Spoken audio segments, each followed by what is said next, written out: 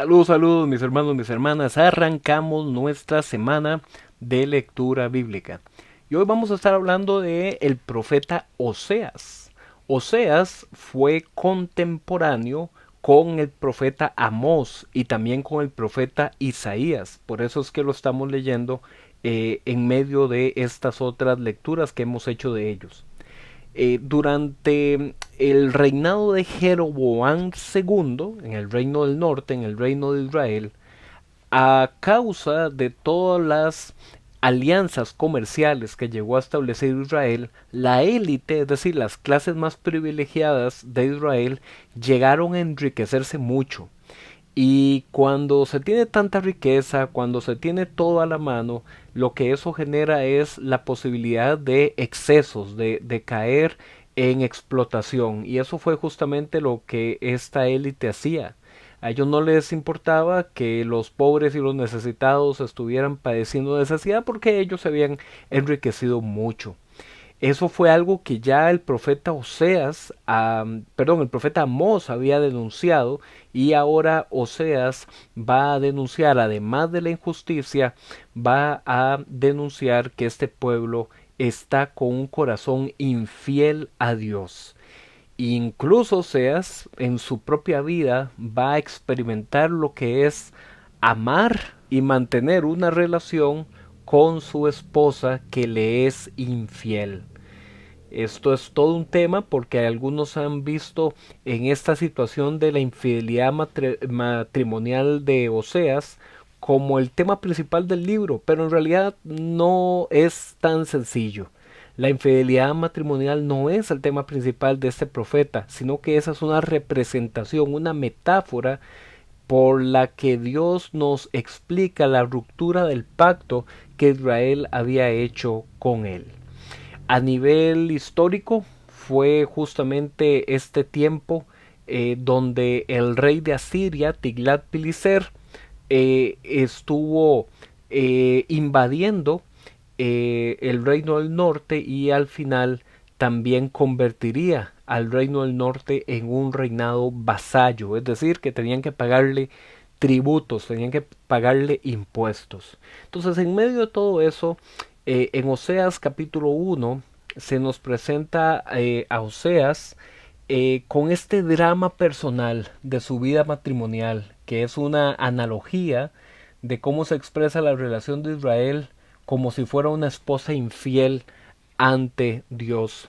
Se deduce del texto en este primer capítulo que Oseas estuvo casado, pero que su esposa lo había abandonado y le era infiel, pero aún así Dios le pide que la vuelva a recibir en su casa y que tenga hijos con ella. Algunos otros intérpretes consideran que no, más bien fue que Oseas fue enviado a tomar por esposa a esta mujer que era promiscua, es decir, que tenía distintos amantes.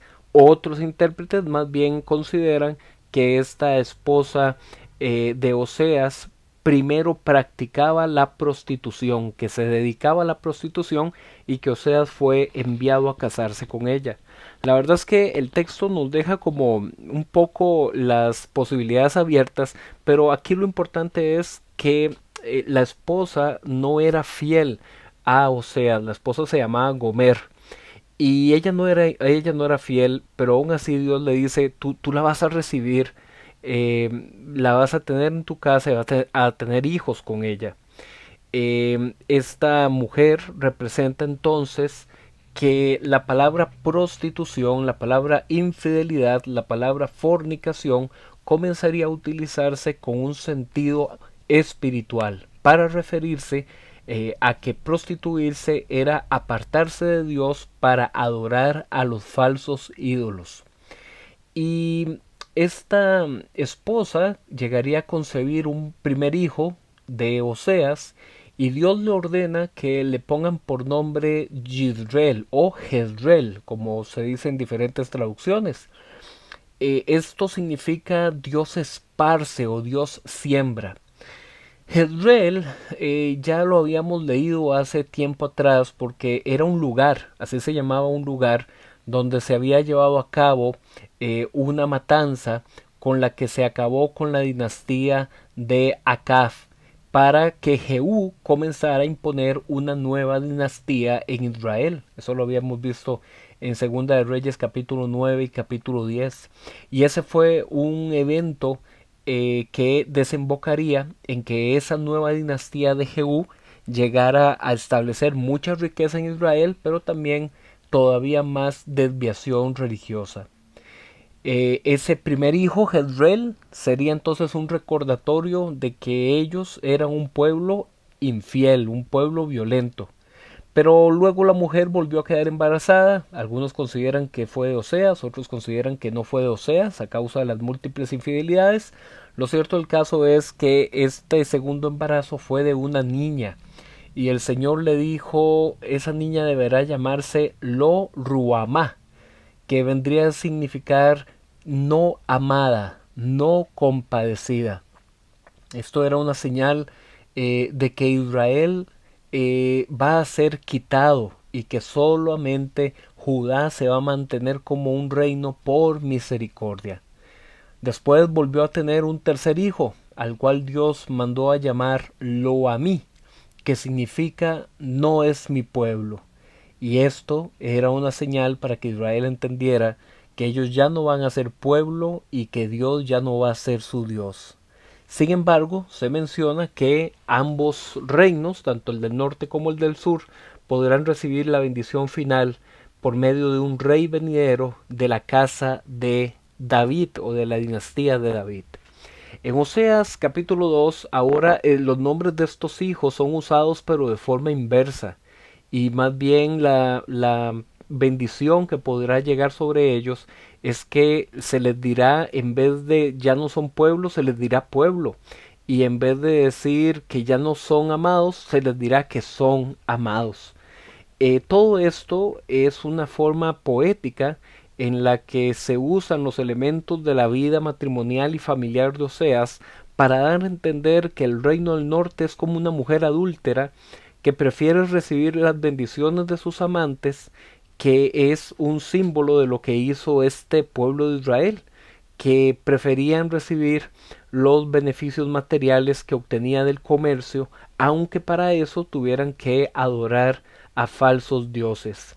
Por esto Dios traerá castigo para acabar con sus fiestas, acabar con sus placeres, incluso para que ellos sean llevados al desierto, donde Dios les volverá a hablar en su corazón para que ellos vuelvan a ser como un primer esposo. Es decir, es como que ellos vuelvan a pasar un nuevo éxodo, donde Dios volverá a restablecer el pacto con ellos, para que dejen de adorar a sus Baales, es decir, a sus falsos dioses, a sus falsos señores.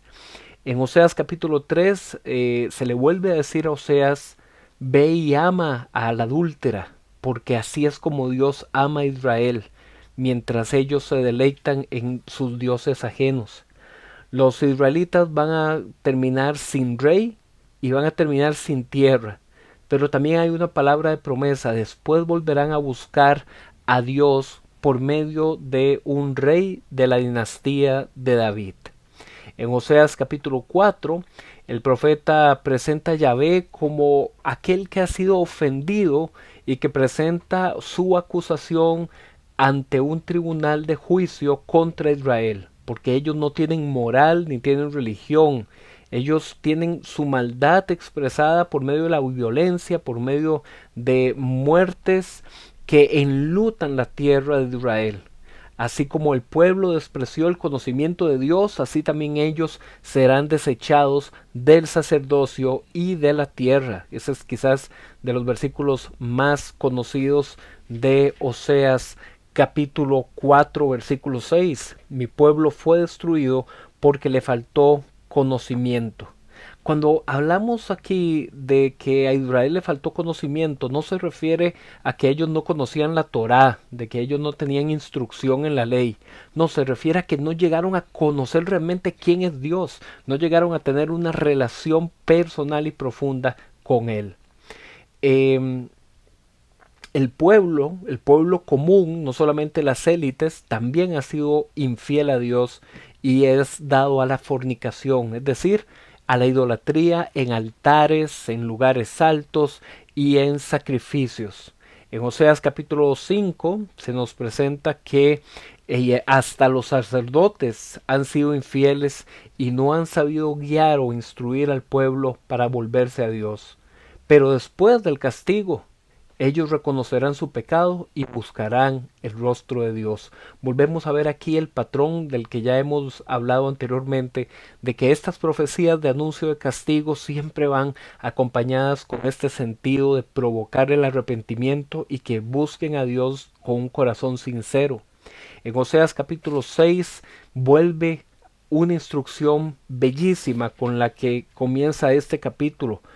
Vengan, volvamos a Dios, porque así como Él es el que nos ha herido, Él también es el que nos puede sanar, el que nos levantará al tercer día para que vivamos delante de Él. Pero también hay un reclamo de parte de Dios de que este pueblo de Israel y este pueblo de Judá tienen un arrepentimiento muy pasajero, es como una lluvia pasajera, como una neblina que pasa y otra vez vuelven a caer en pecado. Dios lo que demanda es misericordia, es fidelidad en lugar de sacrificios. Y este es otro de los versículos más conocidos de este libro. En Oseas capítulo 6, versículo 6. Lo que quiero es misericordia. En el idioma original es la palabra Gesed, que significa misericordia, que significa fidelidad, que significa amor a Dios por medio del pacto. Y entonces Oseas 6:6 dice, yo lo que quiero es Gesed, lo que quiero es misericordia en lugar de sacrificios. Y eso es un versículo que después vamos a ver representado en el Nuevo Testamento, en el libro de Mateo, en el libro de Juan. Cuando llegamos ahí lo vamos a recordar. También en este capítulo 6 se nos presenta algo sumamente interesante, donde Dios dice que el pueblo es castigado por medio de las palabras de los profetas. Cuando los profetas hablan y traen su palabra, es como si fuera un castigo para ellos escuchar lo que los profetas verdaderos tienen que decir, así como fue Elías en el pasado, Eliseo en el pasado, ahora está siendo Oseas, y esa palabra profética es una forma de juicio de parte de Dios para ellos, de tal modo que ellos no pueden decir, Señor, no sabíamos que te estábamos ofendiendo. En Oseas capítulo 7, que es el último versículo que vamos a estar viendo hoy, se nos anuncia que la maldad de Israel es tanta que está delante de Dios y que no puede ser borrada. Ellos son como un pan que está a punto de quemarse en un horno, pero aún así no se arrepienten. En lugar de buscar a Yahvé, buscan ayuda en Egipto o en el propio Asiria. Y esto nos recuerda a los pasajes que hemos venido viendo en Segunda de Reyes, donde Israel había buscado el apoyo en Egipto para ser protegido de las amenazas de Asiria, pero aún así Asiria los conquistó y los hizo sus vasallos. Pero aún siendo vasallos y pagando el tributo, ellos seguían buscando apoyo en Egipto. Por este motivo los asirios sitiarían la ciudad de Samaria, la destruyeron y llevaron cautivo a sus principales líderes. Todo esto ocurrió entre el año 722 y 721 antes de Cristo. Cerramos por hoy diciendo que de manera general la situación familiar de Oseas nos representa el destino de Israel. Pero esta situación familiar no es el tema principal, pasa a un segundo plano. Solamente se habló de esto un poco en el primero y en el segundo capítulo como una forma de establecer el contexto. Después de ahí, la mayoría de los capítulos lo que nos presentan es una acusación de Dios contra la maldad de Israel. Ellos han abandonado la fidelidad al pacto y han preferido servir a sus ídolos. ¿Por qué? Porque los ídolos no demandan exigencia ética, los ídolos no demandan una vida de justicia, solamente deme sacrificios. Y ellos pensaban que el Dios verdadero, el Señor Yahvé, era como esos falsos ídolos, de que, si yo a Dios le doy sacrificio, entonces estoy bien con Dios. No, Dios realmente lo que demanda es gesed, es decir, misericordia, fidelidad, en lugar de simples sacrificios religiosos. Ellos entonces no llegaron a conocer quién era realmente Dios, pensaron que lo podían satisfacer, que lo podían burlar como a cualquier otro Baal. Y aún los propios sacerdotes terminaron desviando al pueblo y dejaron que se entregara en sus placeres y sus excesos por la prosperidad que acumularon sus élites.